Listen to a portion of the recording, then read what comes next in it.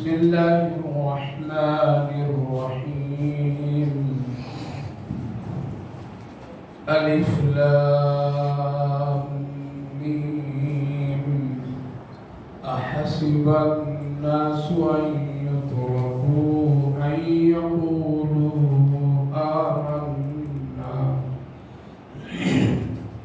آمنا وهم لا يفتنون. ولقد فتنا الذين من قبلهم فليعلمن الله الذين صدقوا وليعلمن الكاذبين. أم حسب الذين يعملون السيئات أن يسبقونا ساء ما يحكمون. من كان يرجو لقاء الله فإن أجل الله لآت وهو السميع العليم. ومن جاهد فإنما يجاهد لنفسه إن الله لغني عن العالمين. صدق الله العظيم.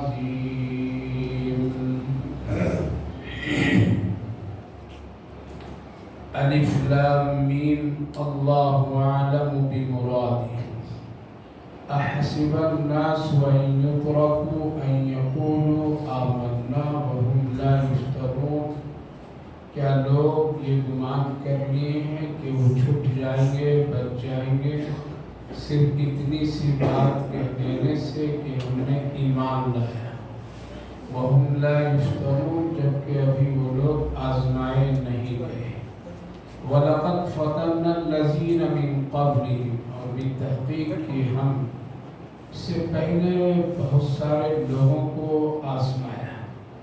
کیوں؟ تاکہ اللہ جان لے کون ایمان میں سچے ہیں اور کون ایمان میں جھوٹے ہیں۔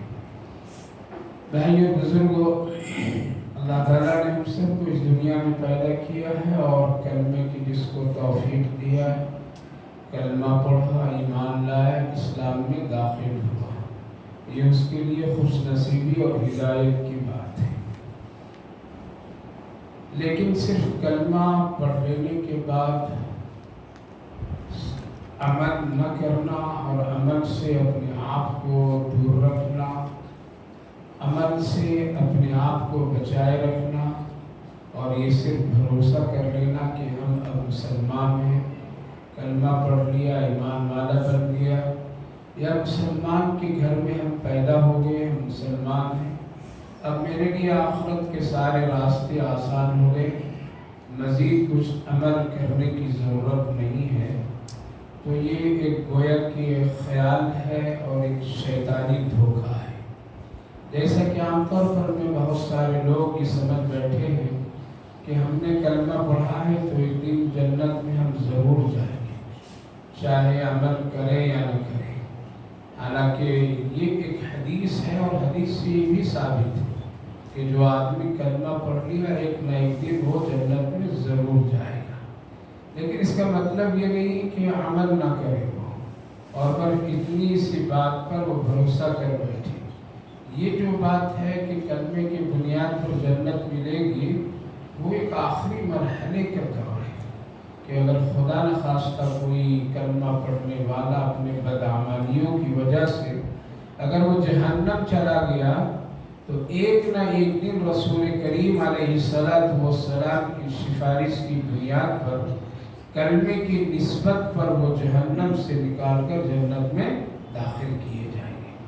لیکن یہ مرحلہ اتنا آسان نہیں ہے کہ جہنم کے حالات کو برداشت کر لینا۔ لہذا اگر کوئی آدمی سے یہ سمجھتا ہے کہ ہم نے کلمہ پڑھ لیا، اب آپ کو نماز پڑھنے کی ضرورت نہیں ہے، روزہ رکھنے کی ضرورت نہیں ہے، صدقہ خیرات کرنے کی ضرورت نہیں ہے، قرآن کی تلاوت کی ضرورت نہیں ہے، عمل کی ضرورت نہیں ہے، دین اور اچھی باتوں کو پھیلانے کی ضرورت نہیں، ہم مسلمان کافی ہے۔ اللہ رب العالمین نے فرمایا اتنا کافی نہیں، وَهُمْ لَا يُفْتَنُونَ، ابھی ہم تم کو آزمائیں گے۔ کلمے پڑھنے کے بعد بہت آزمائش ہے اس دنیا میں، کلمے والوں کے لیے آزمائش ہے، کفر والوں کی آزمائش نہیں ہے۔ کبھی کبھی مسلمانوں کے دل میں شیطان یہ دھوکے میں لا کر کے اس کو وسوسے میں ڈالتا ہے، دیکھو تم اللہ کو مان لیے، کلمہ پڑھ لیے، نماز پڑھتے ہو، روزہ رکھتے ہو، اچھے کام کرتے ہو، پھر بھی تمہیں تو آزمائش، کیا تم حق پر نہیں ہو؟ صرف اسلام والوں پر پریشانی، کیا اسلام حق کا مذہب نہیں ہے؟ کیا صرف دین داروں پر مصیبتیں پریشانی، کیا یہ حق کے کام میں نہیں ہے؟ ایسے ایسے حالات پیدا ذہن و دل و دماغ میں شیطان برابر ڈالتا ہے۔ اللہ نے اس آیت کریمہ کے ذریعے سے بتا دیا نہیں، ہم تمہارے لیے تمہیں آزمائیں گے۔ کبھی ایمان والوں کو بغیر آزمائش کے اللہ رب العالمین اس کو کمال اور درجات نہیں عطا کیے۔ اس لیے جب ہم تاریخ پر ایک سرسری نظر ڈالتے ہیں تو صحابہ کی پوری زندگی آزمائش والی ملتی ہے، محنت والی ملتی ہے، مشقت والی ملتی ہے، مجاہدے والی ملتی ہے، جان بھی، مال بھی، وقت بھی، اپنے ہر ایک خواہشات کی قربانیاں، تب وہ کہیں جا کر کے اتنے اعلیٰ درجے پر پہنچے کہ اللہ خود ان کے لیے فرمایا رضی اللہ عنہم ورضوا عنہ۔ تب اللہ نے ان کو فرمایا اولئک هم الراشدون، تب اللہ نے ان کو فرمایا اولئک هم المفلحون، اولئک هم المهتدون۔ تو میرے بھائی بزرگوں، آج اگر کلمے اور ایمان اور اسلام کی بنیاد پر مسلمانوں کے اوپر حالات آئے تو یہ کوئی نئی بات نہیں ہے، یہ کوئی نئی بات نہیں ہے۔ مسجد کو جلا دے رہا ہے لوگ، مدرسے کو جلا دے رہا ہے لوگ، مسلمانوں کو قتل کر دے رہا ہے لوگ، ان پر ظلم کیا جا رہا ہے۔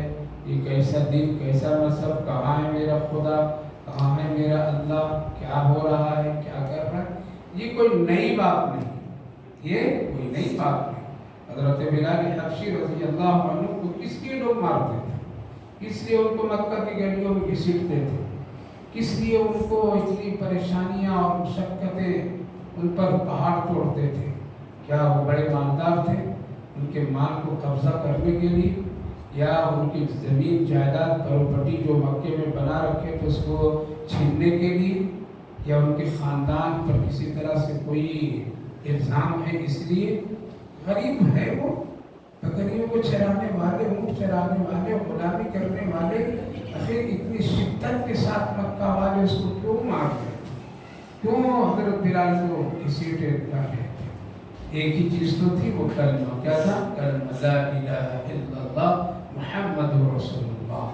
تو میرے بھائی بزرگوں، جو یہ پڑھتا ہے اور جو اسلام کو قبول کرتا ہے، اس کے ساتھ یہ آزمائش ہے، آزمائش ہے، اس کے ساتھ میں بڑے بڑے حالات ہیں۔ اس لیے کبھی بھی انسانوں کو، ہم لوگوں کو گھبرانا نہیں چاہیے، مشکلات اور حالات سے کبھی کبھی گھبرانا نہیں چاہیے، اور حق سے اپنے قدم کو ڈگمگانا نہیں چاہیے۔ اللہ فرما رہا ہے کیا تم اتنی بات سے گمان کر لیے کہ جنت کافی ہے یا تم چھوٹ جاؤ گے؟ یعنی تم کلمہ پڑھ لیا، گناہ بھی کرو تم چھوٹ جاؤ گے؟ کیا تم بدماشیاں کرو چھوٹ جاؤ گے؟ شراب پیو چھوٹ جاؤ گے؟ زنا کرو چھوٹ جاؤ گے؟ کیا تم اللہ کی نافرمانی کرتے رہو تم چھوٹ جاؤ گے؟ اینت رہو گے؟ کیا تم بچ جاؤ گے؟ نہیں بچو گے، نہیں بچو گے۔ وَهُمْ لَا يُفْتَنُونَ، تمہارے لیے آزمائش ہے، بھی تم نے آزمایا تم نے۔ حضرت بلال حبشی رضی اللہ عنہ سے پوچھا جاتا ہے کہ آخر اتنی شدت کے ساتھ تجھے تکلیف دی جا رہی تھی، آخر تم کیوں نے ان لوگوں سے سمجھوتا اور مصالحت کر لیتے تھے؟ کہا کہ نہیں، اس لیے نہیں کرتا تھا کہ جب کوئی خریدار کسی چیز کو خریدتا ہے تو اس کو الٹ پلٹ کر کے دیکھتا ہے۔ کیا کرتا ہے؟ الٹ پلٹ کر کے دیکھتا ہے۔ اگر کوئی مٹی کا برتن خریدتا ہے تو اس کو ٹھوک مارتا ہے، ذرا کہ یہ دیکھیں کہ اس میں شقاق پھٹن تو نہیں ہے، لہذا اس پر ٹھوکر لگائے جاتے ہیں، ادھر بھی دیکھا جاتا ہے، ادھر بھی دیکھا جاتا ہے، بہت غور سے دیکھا جاتا ہے۔ اللہ خرید کر کے اپنے محبوب کے قدموں میں بلال کو ڈالنا تھا، دینا تھا، تو اللہ بھی مجھے ذرا ٹھوک ٹھاک کر کے دیکھ رہا تھا. کیا جواب ہے؟ اللہ مجھے ٹھوک ٹھاک کے دیکھ رہا تھا کہ اندر کیسا باہر کیسا. تب تو نبی کے غلام بناتا اللہ تعالیٰ ایسے نہیں دے دیتا. جب یہ حالات آئے تبھی تو اتنا اونچا مقام اللہ رب العالمین نے حضرت بلال حبشی کو دیے. صحابہ کریے تو میرے بھائیو بزرگوں، حالات میں عبادت کرنا یہ مزہ ہے. کیا ہے؟ مشکلات میں عبادت کرنا یہ مزہ ہے، اور اسی کو اللہ زیادہ پسند کرتا ہے. اگر عبادت ایسی ہوتی کہ بیوی چھوڑ دو، بچے چھوڑ دو، زمین جائیداد دکان تجارتیں چھوڑ دو، جنگل میں اللہ اللہ کرو، تو یہ تو تعلیم آقا کریم صلی اللہ علیہ وسلم دیے ہوتے اور خود آپ کرتے. لیکن آپ نے ایسا نہیں کیا، بلکہ آپ نے نکاح بھی کیا، آپ تجارت بھی کیے، آپ محنت بھی کیے، آپ کے گھر گھر خاندان بھی ہے، سارے مسائل حالات سے آپ نمٹ رہے ہیں اور پھر عبادت کر رہے ہیں، پھر آپ سب کچھ کر رہے ہیں. تو میرے بھائی بزرگوں، سب سے جو بڑی چیز ہے وہ یہ ہے کہ ایمان کے بعد آزمائش کا آنا مسلمان کے لیے لازم ہے، کوئی بچ نہیں سکتا. اگر بچنا ہوتا تو صحابہ بچ جاتے، اس کے پکے سب سچے مومن مسلمان تھے.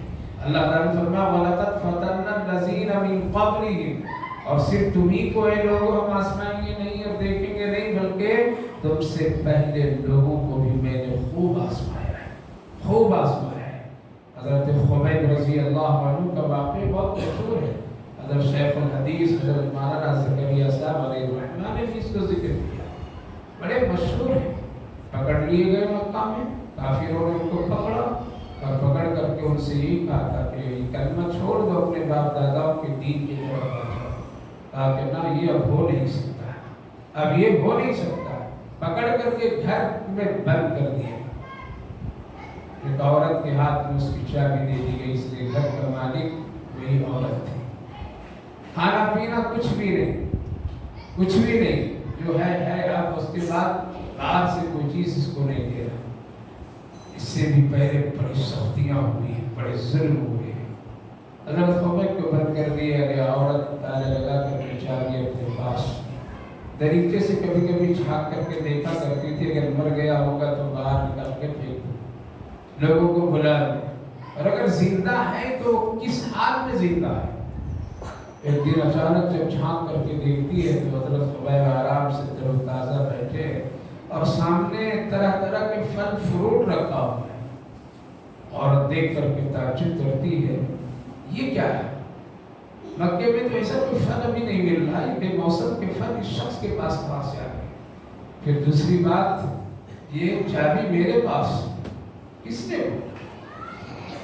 پہلے تو دشمنی کی نظر سے وہ بات کرتی تھی یا ان کی طرف دیکھتی تھی، لیکن جب یہ حالات دیکھ رہی ہے کہ بے موسم کا پھل تر و تازہ بند کمرے میں حساس و بساس پوچھ بیٹھی، اے خبیب یہ کہاں سے آئے، کون لے کر کے دیے. دروازہ تو بند ہے، چابی میرے پاس ہے، کس نے یہاں پہنچایا. جواب دیے جس پروردگار نے ماں کے پیٹ میں روزی دے سکتا ہے وہ تیرے بند کمرے میں بھی روزی دے سکتا ہے، وہی اللہ مجھے یہاں کھلا رہا ہے. اگر یہ بات ہے تو تیرا دین بھی سچا، تیرے نبی کی بات بھی سچی. دیکھو میں خفیہ طور پر کلمہ پڑھ لیتی ہوں، ابھی بتانا کسی کو نہیں. کیا ہے یہ سب آزمائشوں میں آزمائشوں کے پہاڑ. 40 دن کے بعد لوگ کمرے سے نکالے، لیکن حضرت خبیب تر و تازہ ہے.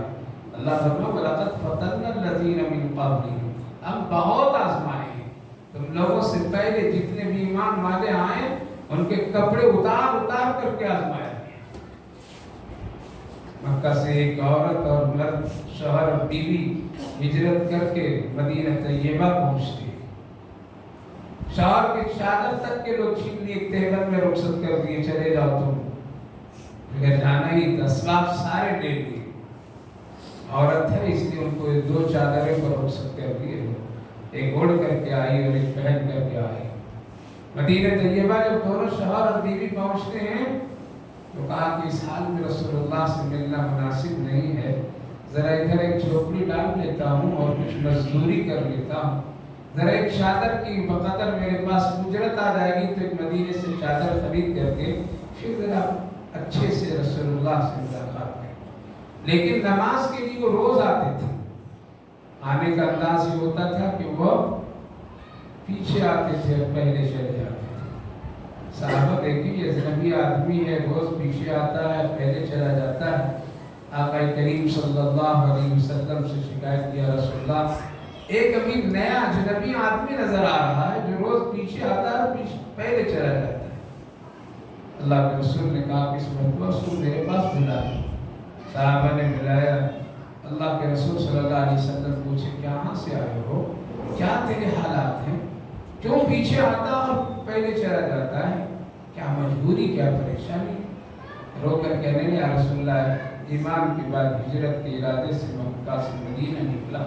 میرے گھر خاندان رشتہ داروں نے میرے اسباب بھی لیے، میرے کپڑے تک کے لے لیے. 2 چادر میں بیوی کو رخصت ہونا پڑا اور ایک تہبند پہن کر کے مجھے روک نکال دی. اللہ کے رسول میرے پاس اپنی خود کی چادر نہیں، میں اپنی بیوی کی چادر لے کر کے نماز کے لیے آ جاتا ہوں اور جلدی اس لیے واپس ہوتا ہوں تاکہ میں اپنی بیوی کو چادر دے دوں تاکہ زیادہ دیر تک اس کا جسم کھلا نہ رہے. اس لیے یا رسول اللہ دیر نہیں کرتا ہوں. آپ سے اس لیے نہیں ملا، میں مزدوری کر رہا ہوں، ذرا مزدوری میں کچھ ہو جائے تو چادر اچھی لے کر کے پھر آپ کے پاس ملتے ہیں. کیسی آزمائش! آج برسوں کے کپڑے، نئے نئے انداز کے کپڑے، نئے نئے انداز کی کھانے پینے کی نعمتوں سے مسلمانوں کے پاس بھرا پڑا ہوا ہے. سب کچھ ہے، ساری دولت ہے، لیکن نہیں ہے کہ ان کے پاس ایمان کی دولت نہیں ہے. نہیں ہے مسلمان کے پاس آج اخلاص کی دولت نہیں ہے تو بھی ان کے پاس میں اللہ کی محبت کی دولت نہیں ہے. رسول اللہ صلی اللہ علیہ وسلم کی محبت کی دولت، اسلام اور قرآن کی عظمت اور قدر کی دولت سے مسلمان کا سینہ اس وقت خالی ہے. ہم کپڑے والے ہیں، ہم سرمایہ دار والے ہیں، ہم دکان والے ہیں، ہم تاجر ہیں، سب کچھ ہے، لیکن میرے بھائی بزرگوں جوانوں غور کرو کہ وہ دولت ہے یا نہیں. اس کی آزمائش ہے، محنت ہے، مشقت ہے. ایمان والوں کے لیے، ایمان والوں کے لیے جنت کے راستے میں بڑی مجاہدہ ہے. اتنی آسانی سے جنت نہیں مل جاتی، اتنی آسانی سے اللہ کی محبتیں اگر مل جاتی تو پھر بدر کی لڑائی کا موقع نہیں آتا. آج تو 17 رمضان ہے. کتنے رمضان معلوم کون سا دن ہے؟ یہی وہ 17 رمضان المبارک ہے جس میں صحابہ بدر میں جنگ کیے تھے. بدر میں جنگ اسی تاریخ کو ہوئی تھی. رمضان المبارک کے دن میں ہوئی، روزے کی حالت میں ہوئی. نہ کپڑا ہے، نہ پیٹ بھرا ہوا ہے، نہ ان کے پاس میں تلواریں ہیں، نہ گھوڑے ہیں. بے سر و سامانی میں ایمان اسلام کی حفاظت نبی کے ساتھ. اللہ کے رسول پوچھے تھے کیسے لڑو گے، یہیں بیٹھ کر لڑو گے یا چل کر کے لڑو گے؟ کیا جواب دیے تھے صحابہ؟ ابھی زیادہ دین نہیں ہوا. 70 سال کے مسلمان کے بھی ایسا یقین نہیں ہے، نہ عالم ہے، نہ علماء ہے، نہ جماعت میں وقت لگانے والوں کا بھی یقین نہیں ہے. کیا جواب دیے؟ یا رسول اللہ ہم لوگ موسیٰ کی امت نہیں ہے کہ اس طرح آپ کو کہہ دیں جس طرح موسیٰ علیہ السلام کی ان کی امت نے کہا آپ چلے جائیے اور آپ کا اللہ چلے جائے، دونوں لڑیے، کامیاب ہو جائے گا تب ہم لوگ آئیں گے. ہم آپ کے غلام ہیں. اللہ کے رسول جان مال سب حاضر ہے، چلیے ہم بدر میں جا کے لڑیں گے مقابلہ. بے سر و سامانی کیا اللہ اکبر، نہ کھانا ہے نہ پانی ہے، تلواریں تک کے نہیں. حدیث پاک میں ہے کہ جن کے ہاتھ میں تلوار نہیں تھی وہ حضور کی شاخیں توڑ کر کے، پتے نکال کر کے، کپڑے اس میں لپیٹ کر کے، کیونکہ حضور کی شاخ ذرا ٹیڑھی ہوتی ہے، اس میں لپیٹ کر کے ہاتھ میں لے کے سے کھڑے تھے. اللہ رب العالمین کی غیبی مدد اس طرح ہوئی تھی پہلی کہ صحابہ ان کو دیکھتے تھے تو وہ لوگ کم نظر آتے تھے، وہ لوگ صحابہ کو دیکھتے تھے صحابہ زیادہ نظر آتے تھے. یہ نظروں کی فرق کون کیا؟ اللہ نے کیا. کیونکہ تعداد ایک بڑی چیز ہوتی ہے. اگر ہم کو کوئی خبر کر دے کہ ہمارے محلے میں 1000 لوگ آ رہے حملہ کرنے والے اور محلے میں 500 آدمی ہو تو ڈریں گے، ان کی تعداد زیادہ ہے. لیکن اگر کوئی خبر دے دے کہ وہ لوگ 100 آ رہے ہیں اور ہم لوگ 5 ہیں تو ہمت ہوتی تعداد کی. تو اللہ نے نظروں سے ان کے حوصلے کو بلند کر دیا اور ان کے حوصلے کو پست کر دیا۔ اللہ آزماتا ہے یہ سب سامانی۔ وہی حضرت سفیان رضی اللہ عنہ جب ایمان لائے فتح مکہ میں تو بعد میں کہتے تھے بدر کے ساتھیوں، سب لڑے تھے نا آپس میں، لیکن فتح مکہ کے بعد سب دوست بن گئے، بھائی بھائی بن گئے، اب سب تبادلہ خیال کیا کرتے تھے، تم کیسا تم کیسا۔ اسی تبادلہ خیال میں حضرت سیدنا صدیق اکبر رضی اللہ عنہ اپنے بیٹے کے ساتھ میں کھانا کھا رہے تھے، کدو کا سالن تھا، تو اللہ اکبر، حضرت ابو بکر صدیق ہاتھ ڈال کر کے کدو کے ٹکڑے نکال کے کھا رہے تھے۔ بیٹا نے کہا کہ کیوں اتنا آپ اس کو پسند کرتے ہیں؟ کہا کہ میرے نبی کی پسندیدہ سبزی۔ پھر بات میں بیٹا کہنے لگا ابا، اس وقت ایمان نہیں لائے تھے، ابا معلوم آپ بدر میں ہماری تلوار کے نیچے آ گئے تھے لیکن باپ سمجھ کر کے چھوڑ دیا۔ حضرت ابو بکر مسکرا کر کے بیٹا اگر تم میرے تلوار کے نیچے آیا رہتا تو میں اسی کو ختم کر دیا رہتا، اس لیے کہ تم میرے محبوب اور اللہ کے دشمن تھے۔ میرے بھائی بزرگوں، جب وہ بات کرنے لگے بعد میں، بدر بھائیوں تم نے دیکھا، حضرت ابو سفیان کہتے تھے تم نے جو شاخ لے کر کے تلوار کی شکلیں بنائی تھی، میری آنکھوں میں چمکتی ہوئی تلوار وہ نظر آ گئی تھی۔ بنیے اللہ والے، دین سے مضبوط بننے کی ضرورت ہے، اس وقت دین کو مضبوط اور اللہ کو پکڑنے کی ضرورت ہے، نہیں تو یہ الا بلا لوگ نکل چکے ہیں۔ کیا ہے؟ یہ الا بلا کی حالات ہیں، یہ ہنگاموں کی حالات ہیں۔ اور یاد رکھیے صرف تسبیحات اور نمازی سے کام نہیں ہوتا ہے، بلکہ آگے اللہ فرمائے مجاہدہ، کوشش حوصلے کے ساتھ ہوتا ہے۔ اگر تسبیحات تو ہم سے اچھی تسبیح سیدنا ابو بکر صدیق پڑھنے والے تھے، عمر پڑھنے والے تھے، عثمان علی طلحہ زبیر پڑھنے والے تھے، سعد و سعید پڑھنے والے تھے، عبدالرحمن بن عوف عبداللہ ابن مسعود پڑھنے والے تھے، لیکن سب بدر کے میدان میں اترے ہوئے۔ کیوں؟ تسبیح سے کام چل جاتا تو پھر بدر کی ضرورت نہیں پڑتی، احد کی ضرورت نہیں پڑتی، غزوہ خندق کی ضرورت نہیں پڑتی، غزوہ حنین کی ضرورت نہیں پڑتی، نبی کو دندانی مبارک شہید کرانے کی ضرورت نہیں پڑتی۔ اس لیے یہ بھی گمان اپنے دل و دماغ سے نکال دو کہ صرف اب تسبیح سے جنگ لڑ جائیں، اپنی کامیابی حاصل کر لیں گے، دشمن کو شکست دیں گے۔ اس کے لیے ہم سب کو مجاہدے کرنے کی ضرورت ہے۔ مجاہدہ ایمان میں بھی کرنا ہے، عمل میں بھی کرنا ہے، معاشرے زندگی میں کرنا ہے، دلوں سے نفرت کو نکال کر کے بھائی بھائی بننا ہے، تبھی کہیں جا کر کامیابی ہوگی۔ اللہ سمجھتا ہے۔ خبیب 40 سال کے بعد نکالے گئے تو کفار مشرکین نے کہا ابھی بھی ایک آفر دے رہا ہوں، اور وہ یہ ہے چھوڑ دو، آزاد کر دوں گا، یہ مکہ ہے تیرا، جو چاہو لو، جو مانگو وہ ہم لوگ دیں گے، لیکن چھوڑ دو محمد کا۔ کہا کہ 40 دن میں جتنا مضبوط میرے یقین بن گئے ہیں نا، بے موسم کا پھل جس پروردگار نے بند کمرے میں کھلایا کلمے کی برکت سے، اب اس کا دین ہرگز نہیں چھوڑے گا۔ کہا کہ سولی پر لٹکا دو، کہا کہ لٹکا دو، لٹکا دو، تیار اس کے لیے۔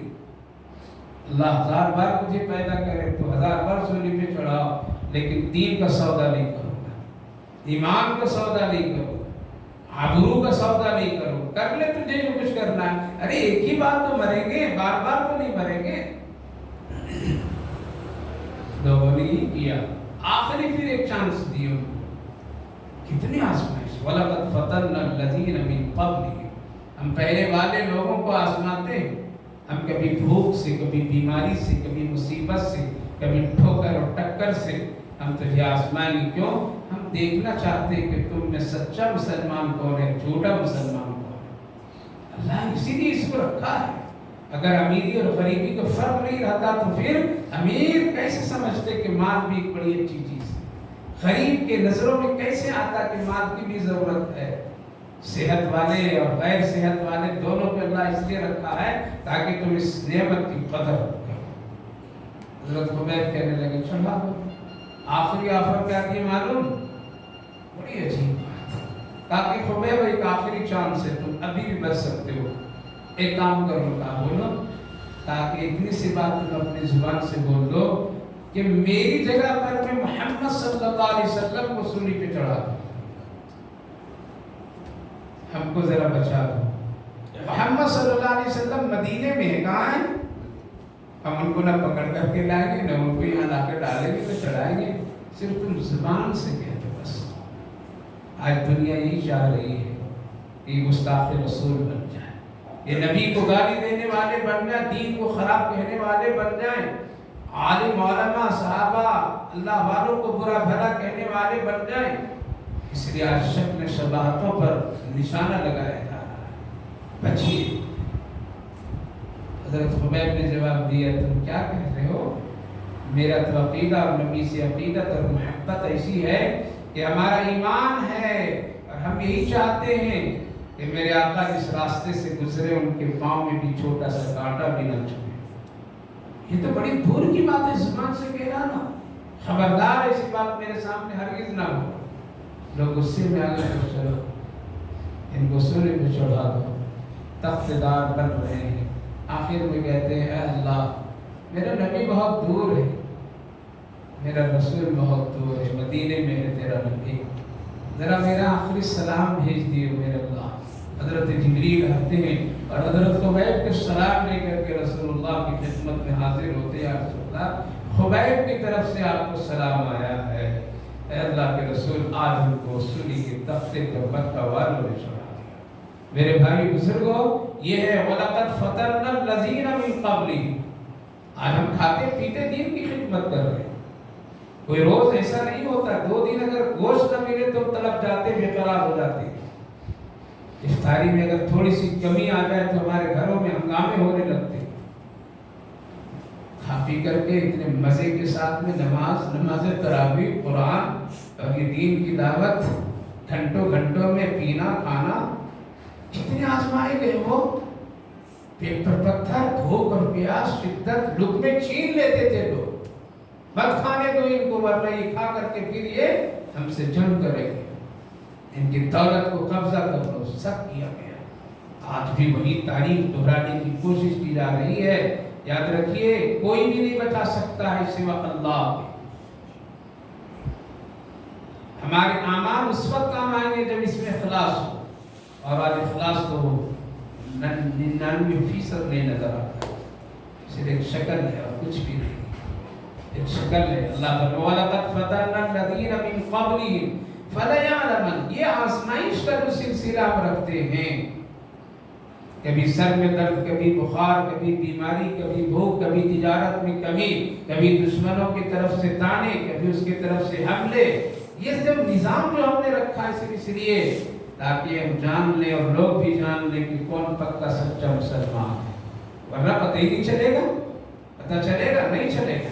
تبھی تو اللہ کے رسول صلی اللہ علیہ وسلم کے ساتھ غزوہ احد میں بہت منافق ساتھ ہو گئے تھے، لیکن جب جنگ کے آخری مرحلے میں تو پیچھے سب ہو گئے۔ کیا ہو گئے؟ پیچھے ہو گئے۔ یہ کہتی ہے کہ محمد تو نے ہماری رائے پر نہیں جنگ لڑی ہے، اس لیے تیرے ساتھ نہیں ہو گئے۔ اللہ نے چھاٹ کر جس طرح سے اس وقت میں منافقین مسلمانوں سے مل گئے تھے، خلط مت ہو گئے تھے، پتہ نہیں چلتا تھا کون مسلمان ہے پکا اور کون مسلمان نہیں پکا، تو اللہ نے وحی کے ذریعے سے چن چن کر کے بتا کر کے نکلوایا تاکہ مخلصین کی جماعت صرف رہے، منافقین کی نہ رہے۔ آج وحی نہیں، اسی لیے ان لوگ سب ایک ہی ساتھ ملے ہوئے ہیں۔ اور اگر آج بھی وحی کا سلسلہ ہوتا تو میرے بھائی کے بزرگوں کتنے چھٹ جاتے، شاید کہ مسجد میں کوئی مخلص نظر آتا تھا، باقی سب نفاق تھے۔ دلوں میں نفاق ہے، دلوں میں خدورت ہے، دلوں میں وہ اہمیت نہیں ہے۔ اس لیے اللہ کا شکر ادا کیجیے، اللہ پردے غیب میں ہم سب کی عزتوں کو بچا رکھا ہے۔ اسی لیے اللہ چن چن کر کے کبھی کبھی حالات ایسے لاتے تاکہ چلے پتہ یہ رمضان کیوں دیا اللہ تعالیٰ، روزہ کیوں دیا اللہ تعالیٰ، تہجد کی نماز کیوں رکھا اللہ تعالیٰ۔ اللہ دیکھنا چاہتا میرے خاص بندے کون ہے جو رات کی آرام سکون چھوڑ کر کے میرے لیے آتا ہے، تبھی تو پتہ چلے گا یہ پکا سچا عاشق رسول اور اللہ کے محبت کرنے والا ہے۔ مسجد کیوں رکھا اللہ تعالیٰ نے، اسی لیے دیکھیں کون کون آتا ہے۔ روزہ کیوں رکھا، اس لیے تو رکھا تاکہ دیکھیں کون کون روزہ رکھتا ہے۔ یہ تراویح کا نظام قرآن کیوں رکھا، دیکھیں کون کون مجاہدے کے ساتھ پڑھتا ہے۔ زکات کیوں رکھا، دیکھیں کون کون مالدار صحیح زکات ادا کرتا ہے۔ یہ آزمائش۔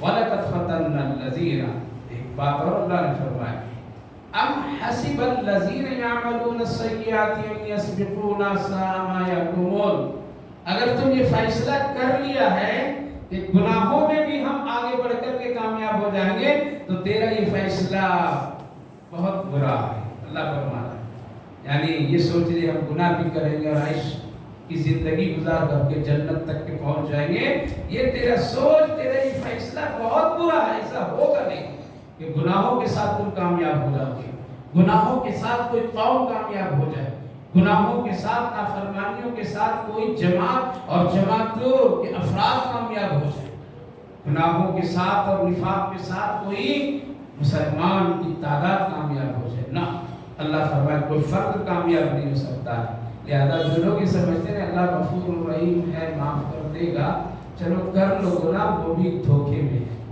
جب غفور الرحیم ہے تو قہار و جبار بھی تو ہے، جنت بھی ہے تو جہنم بھی تو ہے، دونوں کو تو اللہ نے رکھا ہے، اس لیے یہ سوچ کر کے گناہ کرنا یہ نہایتی دھوکا ہے۔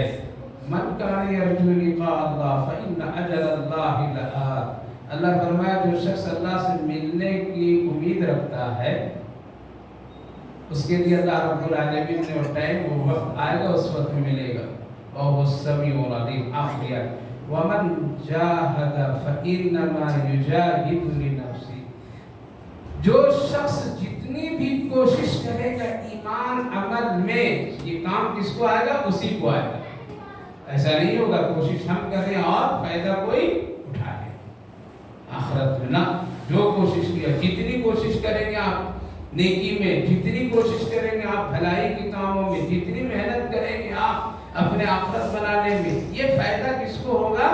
اسی کو ہوگا جو کرے گا، ایسا نہیں ہوگا کہ اللہ عدل بدل کر دے گا۔ یہ دنیا ہے، یہاں حق اور ناحق کے فیصلے ہو سکتے ہیں، لیکن اللہ کے یہاں نہیں ہو سکتا ہے، اس لیے کوشش کرتے رہنا چاہیے، کوشش کرتے رہے جتنی بھی ہو سکے۔ اسی لیے میں برابر کہا کرتا ہوں اپنی تفسیر کی مجلسوں میں، چھوٹی نیکی ہو یا بڑی نیکی ہو، اس کو کرتے رہو جو سامنے آ جائے۔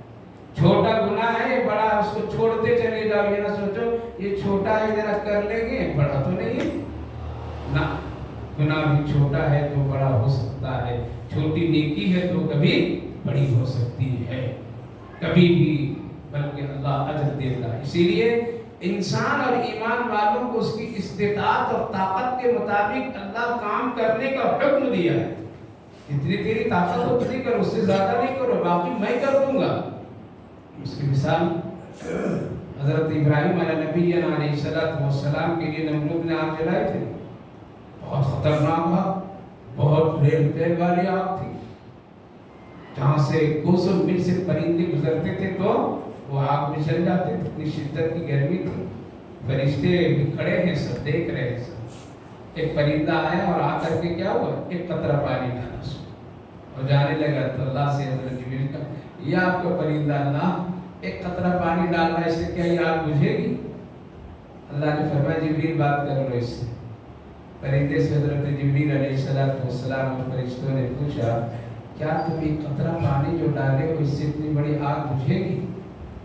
دیکھو پرندہ بھی کیا جواب دیا، تاکہ دیکھو مجھے اللہ نے اتنی ہی طاقت دی ہے، جتنی میری طاقت تھی اتنا ڈال دیا، میں نہیں بجھا سکتی بلکہ بجھانے والا کون؟ کل قیامت کے دن اگر اللہ مجھ سے پوچھ لے کہ میرے نبی خلیل کو آگ میں ڈالا جا رہا تھا، تم نے کیا کوشش کی، تو میں کہہ سکتا ہوں جتنی آپ نے مجھے طاقت دی تھی اتنی میں نے کوشش کی۔ آپ پوری دنیا کو مسلمان مت بنائیے، پوری دنیا کو آپ نمازی بنائیے نہیں، آپ پورے شہر کی ذمہ دار نہ بنیے، بلکہ آپ اپنی ذات کو اچھا بنا لیجیے، آپ اپنے گھر میں اپنے اسلام کو نافذ کر لیجیے، آپ اپنے بچوں کو ایمان والا بنا دیجیے، آپ اپنی بیوی کو نمازی تہجد گزار بنا دیجیے، یہ ہے کمال، یہ ہے کمال۔ اگر دنیا والے کی فکر میں رہ کر کے اپنے گھر والوں کو جہنم کے راستے پر ڈال دیے، وہ بھی نمازی، وہ تہجد کی اہمیت نہیں، ہم باہر کہتے ہیں میں تہجد پڑھو، بہت اچھی نماز ہے، اللہ والوں کی نماز ہے، پہلے دیکھو اپنے گھر میں کون کون پڑھتا ہے، اگر نہیں تو پھر ایسے لوگوں کو اللہ نے بریک لگا دیا. کیا لگا دیا؟ یا ایھا الذین آمنوا لما تقولون ما لا تفعلون. جب تک کہ تم ایک کام نہیں کرو اس وقت وہ کام دوسروں کو کرنے کے لیے مت کہو. یہ قرآن کا فتویٰ ہے، کسی مولوی کا فتویٰ نہیں. فتویٰ نہیں، اللہ نے صاف فرمایا تیرا گھر نمازی ہے دوسرے کے گھر کی نمازی بناؤ. تم خود عمل کرتے ہو پھر وہی بات وہی بتاؤ جو تم کرتے ہو. خود اپنے اندر کینہ بغض حسد لے کر کے چلے ہیں اور ہم لوگ بنے ہیں. کوئی تفسیر کر رہا ہے، کوئی جمعہ کا بیان کر رہا ہے، کوئی کیا کر رہا ہے، کوئی مدرسے میں پڑھا رہا ہے. سینہ اتنا بیکار اور گناہوں سے لدا ہوا ہے. نہیں، حکم کیا ہے؟ جب تک کہ تم نے اس پر عمل کرو مت کرو. اس لیے صحابہ نہیں کہتے. وہ ایک واقعہ چھوٹا سا سنی کتنا پیارا ہمارے بزرگوں کا ہے. حضرت تھانوی علیہ الرحمہ کے پاس میں جب پہنچے تھے گلیا محلے کے، اے مولوی جی کہتے ہیں اپنے محلے کے تھے. حضرت تھانوی بڑے اونچے در تھے کہ عالم دین تھے. یہ میرا جو پوترا ہے کہ یہ لڑکا گھر میں بڑی شرارت کرتا ہے، گڑ بہت کھاتا ہے، ذرا کیا کرو اس کو سمجھا دو، ذرا اس کو نصیحت کر رہی گڑ نہ کھائے. بڑی شرارت کرتا ہے، گڑ کا عاشق ہے، بہت کھاتا ہے. منع کر دو ذرا سا. حضرت نے فرمایا ایک ہفتے کے بعد آئے. کتنے دن بعد؟ ایک ہفتے کے بعد بچے کو لے کر کے گڑیا پھر ایک ہفتے کے بعد آپ پکڑ کر کے پہنچ گئے. اب حضرت تھانوی علیہ الرحمہ بڑے جلیل القدر عالم دین اللہ اکبر بچے کو پیار سے کہا کہ بیٹا گڑ نہیں کھایا کرنا. اچھا کھانا تو تھوڑا کبھی کبھی کھانا، اتنا زیادہ نہیں کھانا. عمل کرو کہ ہاں آپ کی بات مانوں گا، گڑ نہیں کھاؤں گا. اچھا لے جاؤ اس کو. گڑیا محلے والی تھی بے تکلف پوچھی مولوی جی اتنی سی بات تو اسی دن کہہ دیے ہوتے، ایک ہفتہ انتظار کر رہا ہے. اتنی سی بات تھی کہ ہاتھ پکڑ کر کے اس وقت بچہ لے کر کے آئی تھی، میں نے ہاتھ پکڑ کر کے کہہ دیا ہوتا بیٹا گڑ نہیں کھانا تو کام ہو. ایک ہفتہ مجھے انتظار کر رہا ہے. کیا جواب دیے؟ جواب یہ دیے اصل میں بھی گڑ کھاتا تھا. کیا؟ میں بھی گڑ کھاتا تھا. صرف اس بچے کو نصیحت کرنے کے لیے ایک ہفتہ سے میں گڑ کو روک دیا تاکہ میری بات اس بچے کو اثر کر جائے. غیبت پر تقریر کرنے والوں، اللہ اور اللہ کے رسول کی بات کرنے والوں، پہلے اپنے قلب کو پاک کیجیے، سینوں کو پاک کیجیے. قسم خدا کی اتنی تقریروں کی ضرورت امت کو نہیں پڑے گی. صحابہ کہاں یہ جلسے کرتے تھے؟ صحابہ کہاں یہ اجتماعات کرتے تھے؟ صحابہ کہاں یہ مسجدوں میں بیٹھ کر کے اس طرح کی تعلیم و تربیت کا نظام بنائے تھے؟ کہاں اتنے مدرسے تھے، کہاں اتنی مسجدیں تھیں؟ ان کی شکلیں دیکھتے تھے لوگ اسلام کو قبول کر لیتے تھے. ایک میٹھی سی بولی بولتے تھے تو لوگ قریب ہو جایا کرتے تھے. کیوں؟ عمل میں وہ پکا تھے. آج ہم عمل میں پکا نہیں. ہم وہ بات دوسروں کو کہتے ہیں، خود اس پر عمل نہیں کرتے. وَمَنْ جَاهَدَ فَإِنَّمَا يُجَاهِدُ لِنَفْسِهِ. جو شخص جتنا مجاہدہ کرے گا، جو شخص جتنی کوشش اور قربانیاں دے گا، محنت کرے گا، تمہیں کو فائدہ ہوگا. ان اللہ غنی عن العالمین. اللہ فرما رہا ہے میں پورے عالم سے بے نیاز ہوں. عبادت کرو نہ کرو میری خدائی میں کوئی فرق نہیں آتا. میرا آسمان نہیں ٹوٹ جائے گا. 2 سال ہم لوگ تراویح جماعت سے پڑھے کہ آسمان ٹوٹا کہیں؟ قرآن بدل دیا کوئی؟ 2 سال لاک ڈاؤن میں جماعتیں رک گئی، جماعت ختم ہو گئی، نماز رک گئی. کیا ہو گیا؟ اسلام مٹ گیا اور زیادہ. بلکہ اس لاک ڈاؤن میں اتنے حافظ قرآن بنے ہیں. اللہ ہو تو قرآن کا حافظ بیٹھے بیٹھے بن گیا، وہ مدرسے بھی نہیں گیا. اللہ کی کرشمہ قدرت. فرض یہ ہے اللہ کہہ رہا ہے ان اللہ لغنی عن العالمین. ہم پورے عالم کے لوگوں سے بے نیاز ہیں. کسی کی نہ عبادت نہ ذکر. کرو گے تجھے فائدہ ہوگا، نہ کرو گے تیرا نقصان ہوگا. اس لیے میرے بھائی بزرگوں صرف کلمے پر بھروسہ کر کے زندگی مت گزاریے، بلکہ محنت کیجیے، اخلاق بنائیے، زبان نرم بنائیے، ہمدرد بنیے، شفقت کا ماحول پیدا کیجیے، حوصلہ مند بنیے، ایک دوسرے کو جوڑیے. اس وقت یہی ضرورت ہے، ورنہ ہزاروں کنکر پتھر ماننے والے ابھی ایک ہیں، ایک خدا اور ایک اللہ کو ماننے والے ابھی بکھرے ہوئے ہیں. اس لیے بھید بھاؤ چھوڑو. یہ سب بہت ہو گیا. مسلک چھوڑ دو. یہ سب کسی کی شخصیت پرستی پر دین کے مت کام کیجیے، پھر ایک ہی ذات اللہ اور محمد رسول اللہ، اسی پر متحد ہونا ہے۔ ورنہ اگر یہ نہیں یہ میرے حضرت یہ تیرے حضرت، تب تو کبھی بھی کامیابی نہیں ہوگی۔ اور اگر یہ نیت سے اگر کوئی کام کرتا ہے تو اس کے عمل بھی اللہ کی بارگاہ میں قابل نہیں۔ اس لیے میرے بھائی بزرگوں، رمضان مبارک کا پیغام یہی ہے اور اسی میں ہم کو بننا ہے، اس میں بننا ہے۔ ابھی بھی موقع ہے، چانس ہے، دن باقی ہے، راتیں باقی ہے۔ اللہ کو منا لیجیے، اللہ سے دوستی کر لیجیے، امت کی فکروں میں رو لیجیے ذرا سے۔ اس وقت میں رونے کا وقت ہے، ابھی رونے کے وقت ہے۔ اگر نہیں رویا تو اللہ سالوں بھر رلاتا رہے گا اور دشمنوں کے سامنے ہاتھ جوڑ کے کھڑے رہیں گے۔ اللہ کے سامنے ہاتھ جوڑیے، اللہ کے سامنے گڑائیے، معافی مانگیے، اپنی کمزوری کا اظہار کیجیے۔